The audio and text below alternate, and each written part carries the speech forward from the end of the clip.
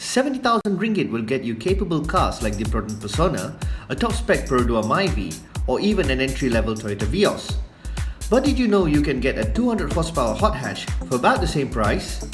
The Volkswagen Polo GTi, the Peugeot 208 GTi, and the Ford Fiesta ST may cost between 50,000 to 80,000 ringgit in the second-hand market, depending on spec and condition. But how risky is it to buy a pre-loved performance hatch? These are the last of the entry-level performance hatches from Europe. With no successor from any of these brands, it could be a while before we see anything similar in the Malaysian market. These cars are over 5 years old, but is it worth getting one in 2019? We check out these 3 high-mileage performance cars with the help of MyTukar, your trusted and transparent online car selling platform. MyTukar is the easiest way for you to sell your pre-loved cars fast, safe and easy. We check if they have the right type of tech, the maintenance and the performance by handing them over to Malaysian Rally Legend Karamjit Singh in this 3-part Route Hunters episode.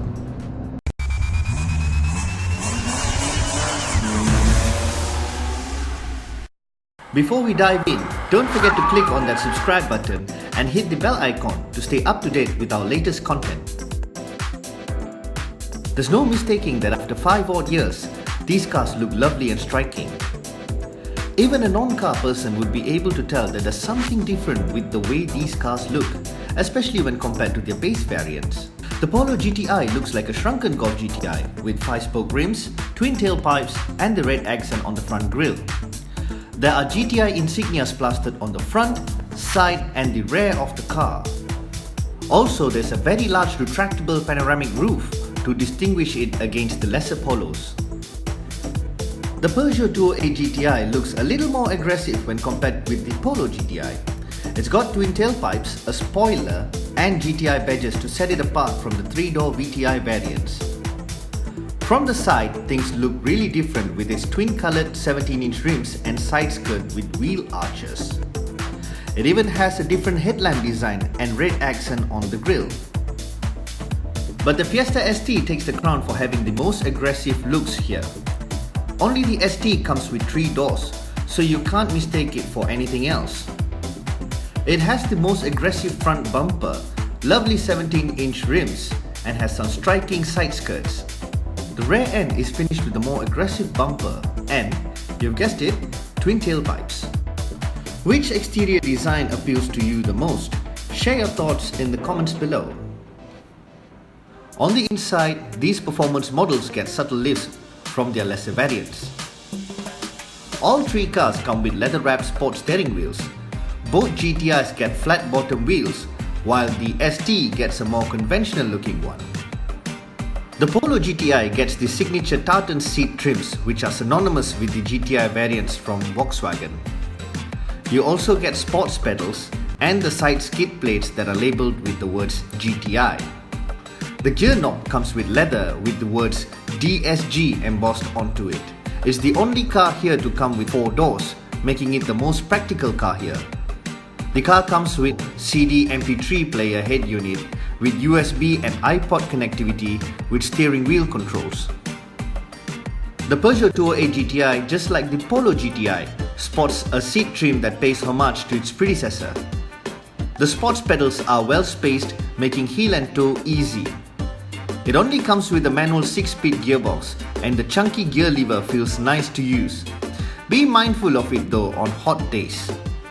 It's the only car here with a 7-inch touchscreen and has Bluetooth and navigation, but there's no CD player. The panoramic roof here is big as the Polos, but this time it's a fixed design. Compared to the rather luxurious interiors of the Polo GTi and the 208 GTi, the interior of the Ford Fiesta ST may seem a little juvenile.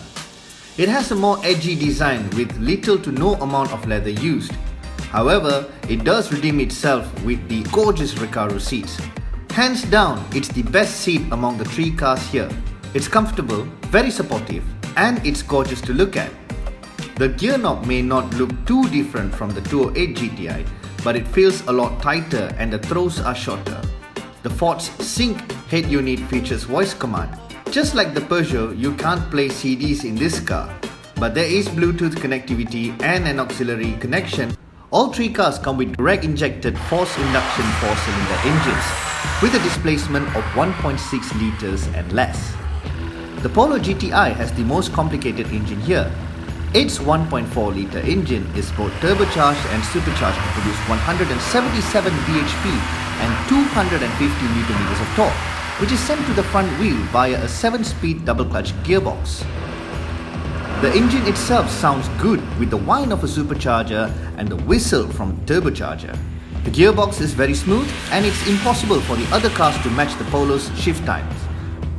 The claimed consumption figure of the Polo GTi was 5.9 litres per 100 km when new, with real-world figures sitting in the region of about 7.4 to 8 litres per 100 km. The Peugeot 208 GTi has the highest output here, 200 horsepower and 275 Nm of torque to be exact, from its 1.6-litre engine. The THP 200 engine is turbocharged with a boost pressure of 1.2 bar, and after 139,000 kilometers, it's still consistent. The exhaust gives a discrete rumble, which also gets louder over time, and you can hear the diverter valve each time you lift off the throttle. The GTi comes with only a manual 6-speed gearbox, which is pretty robust but has a light clutch feel. Over time, the clutch tends to feel heavier, but is still easier to operate than a lot of other manual cars. Its claimed consumption is 5.9 litres per 100 kilometers, with real-world figures sitting in the region of 7.9 to 8.5 litres per 100 kilometers. The Fiesta ST is the meanest sounding car here, with a throaty rasp coming from its 1.6-litre EcoBoost engine. It's also a lot more rev-happy when compared with the Polo and the Peugeot, putting out 182 horsepower and 240 Nm of torque. It even has an overboost function. Again, it still feels very fresh after nearly 6 digits of mileage on the clock. The exhaust note, as mentioned, sounds the raciest out of the three. The clutch is a lot more heavier in the Fiesta, and the gear shift feels a lot tighter when compared to the Peugeot 208 GTi. Consumption is also claimed at 5.9 litres per 100 kilometers, with real-world consumption at 8.2 to 8.9 litres per 100 kilometers. So far, these cars boast performance figures that are way better than the Toyota Vios or the Perodua Myvi and offer some pretty cool interior equipment. Based on the real-world consumption figures, they aren't too thirsty on fuel either. But how much will it cost to run a pre-loved hot hatch like these three? We give you a full breakdown from common issues to running costs of these hot hatches. And we conclude with a track shootout to see which hatch is the fastest in the hands of Karamjit Singh in the next episode of Route Hunters. Stay tuned!